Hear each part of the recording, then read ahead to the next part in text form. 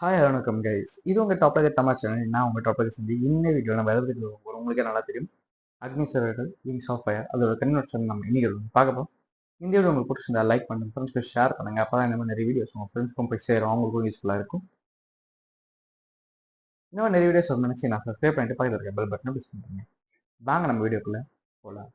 போன வீடியோவில் இருந்தே நம்ம அப்துல் கலாமோட அந்த மைண்ட் செட், அந்த ப்ராஜெக்ட் பின்னாடி அவர் ஓடிட்டு இருந்த விஷயம், அக்னி ப்ராஜெக்ட், அப்புறம் நாக் ப்ராஜெக்ட், ஆகாஷ், நிறைய ப்ராஜெக்ட் வந்து பண்ணிட்டு இருந்தாங்க. அதுக்கு வந்து அப்துல் கலாம் தான் டேரக்டர் அப்படின்றதுனால எல்லாத்துக்குமே வந்து ஒரு லீடர் மைண்ட் செட்டா வந்து அவர் வந்து வேலை செஞ்சுட்டு இருந்தாரு.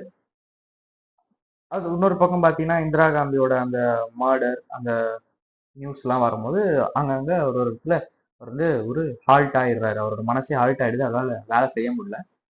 இருந்தாலும் அதையெல்லாம் கடந்து வந்துதான் அவர் வந்து அக்னி ப்ராஜெக்டை வந்து கம்ப்ளீட் பண்றாங்க. கிட்டத்தட்ட கம்ப்ளீட் பண்ற மாதிரி வராங்க. ஃபர்ஸ்ட் டெஸ்டிங் பண்றாங்க. ஃபர்ஸ்ட் டெஸ்டிங் பண்ணா அதில் வந்து இப்போ வந்து பாம்ஸ் எல்லாம் வந்து ஃபிட் பண்ணணும். ஏன்னா அது அக்னி வந்து என்ன எதுக்குன்னா, மேல இருந்து இப்போ அந்த போர் நடுவுலலாம் வந்து பாம்பை வந்து த்ரோ பண்றதுக்காக தான் அந்த அக்னி ராக்கெட் வந்து ரெடி பண்றாங்க. அந்த பாம்லாம் உள்ள ஃபிட் பண்ணும்போது அப்போதான் அவங்களுக்கு தோணுது, ராக்கெட் வந்து ரொம்ப சூடான ஒரு விஷயம், ரொம்பவே அதிகமான வெப்பம் வந்து அதுல இருக்கும்.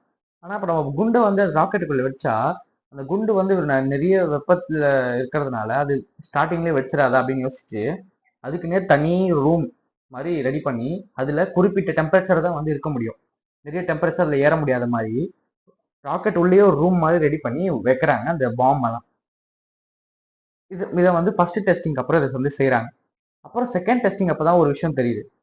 ராக்கெட்டு எப்பயும் போல மேல பறக்குது, செமையா பறக்குது. அதுவே இப்ப மேல பறந்த உடனே அந்த டார்கெட்னு ஒன்று இருக்கும்ல, எங்க போய் அதை வந்து பாம்பை தூக்கி போடணும்னு ஒரு டார்கெட் இருக்கும்ல, அந்த டார்கெட் கிட்ட அது கீழே இறங்கி வரும்போது அந்த கிராவிட்டினால அதோட ஃபோர்ஸ் வந்து அதோட வேகமும் ஃபோர்ஸும் அதிகமாயிருது. போகும்போது ஒரு ஸ்பீட்ல போகுது அப்படின்னா வரும்போது அதோட அதிகமா வருது.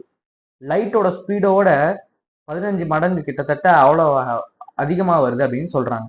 அவ்வளோ ஸ்பீடா வருந்தா அந்த ராக்கெட் எப்படி கண்ட்ரோல் பண்றது? இந்த ஒரு சிக்கல் வந்து அக்னி ப்ராஜெக்ட்ல வந்து இருந்தது.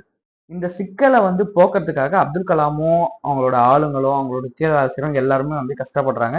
அதுக்கப்புறம் அந்த சிக்கல் முடியுது. அதுக்கப்புறம் ஒரு ஒரு டெஸ்டிங்ல ஒரு ஒரு சிக்கல். கிட்டத்தட்ட எப்பதான்டா அக்னி முடிஞ்சது அப்படின்னு பாத்தீங்கன்னா, 5th டெஸ்ட்ல தான் அது வந்து கரெக்டா சக்சஸ்ஃபுல்லா வந்தது. அதுக்கப்புறம் நிறைய வந்து அக்னி ப்ராஜெக்ட் வந்து கண்டினியூ பண்ண ஆரம்பிச்சாங்க. நிறைய ராக்கெட் வந்து ப்ரொடியூஸ் பண்ண ஆரம்பிச்சாங்க. இதோட அப்துல் கலாமோட வாழ்க்கை கதை நம்மளுக்கு தெரியாதது தெரிஞ்சிருக்கும். இதுக்கு மேல நடந்ததெல்லாம் நம்ம நல்லாவே தெரியும். அவர் வந்து பிரசிடென்ட் ஆவாரு.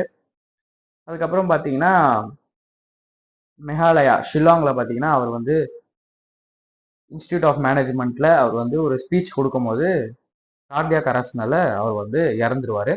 ஹாஸ்பிட்டல்ல கூட்டு போய் அவர் ரிவைவ் பண்ணலான்னு பார்ப்பாங்க. பட் அவங்களால முடியாது. போற வழியிலே அவர் வந்து இறந்துருவாரு. இதுதான் வந்து நடந்தது. அப்துல் கலாம் எப்படி அவரோட வாழ்க்கை கதைய சொல்லியிருக்காரு அப்படின்னு பாருங்க. பிறந்ததுல இருந்து இந்த அக்னி ப்ராஜெக்டோட அந்த ஃபைனல், அந்த ப்ரௌட் மூமெண்ட் வரையும் தான் அப்துல் கலாமோட வாழ்க்கை.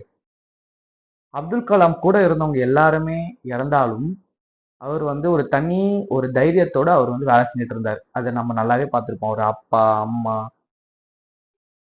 அதுக்கப்புறம் ஜலாலுதீன், நிறைய சாக்ரிஃபைசஸ் வந்து அப்துல் கலாம் ஃபேமிலியில வந்து நடந்திருக்கு. அந்த உயிர் இழப்புகளையும் தாண்டி அப்துல் கலாம் வந்து இன்னும் கூட வந்து ஒரு பேஷனட்டா அவர் வந்து வேலை செஞ்சிருக்காரு அப்படின்னும் போது அதுவே ஒரு பெரிய விஷயம்.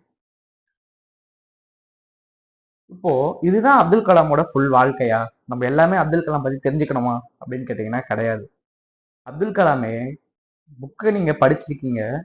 அது வந்து நீங்க எப்படி என் வாழ்க்கையை வந்து நீங்க இப்ப ஃபுல்லா ஒருத்தர் வந்து இந்த இப்ப என் வீடியோ எல்லாம் பாத்துறீங்க அப்படின்னா நீங்க வந்து எந்த அளவுக்கு அப்துல் கலாமோட வாழ்க்கையை புரிஞ்சு வச்சிருப்பீங்க அப்படின்னு பாத்தீங்கன்னா, இப்போ நம்ம ஒரு மலை மேல இருந்து ஒரு லேண்ட்ஸ்கேப், ஒரு இடத்த வந்து பாக்குறோம்னு வச்சுக்கோங்க.